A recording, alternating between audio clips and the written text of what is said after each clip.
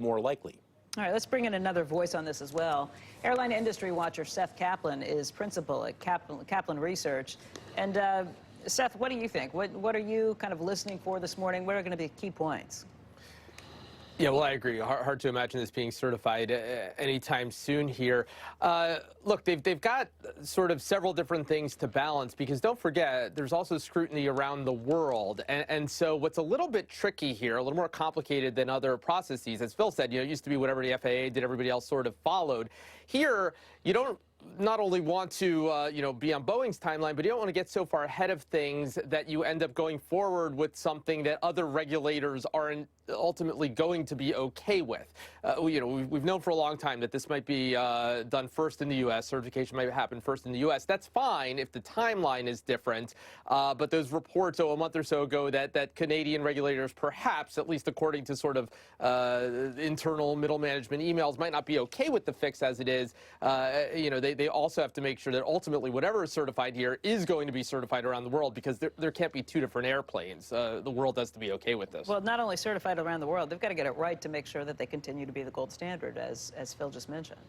Exactly. So the FAA's credibility here on the line. I mean, look, the scrutiny is on the FAA, but the impact here is on Boeing for the long term, because in the end, the FAA now has this additional need to show independence. And that's going to matter for future aircraft programs here.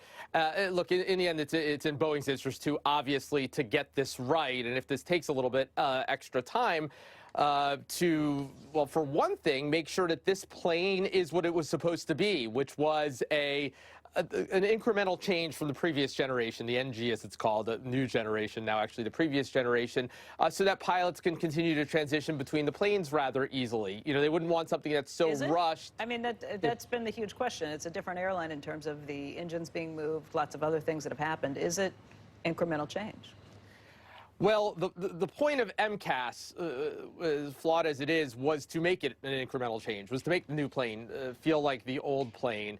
And we'll see here going forward if from a training standpoint, if that continues to be the case. Because if not, that would put this plane at a competitive disadvantage against Airbus, whose new engine, the Neo it's called, the new engine option.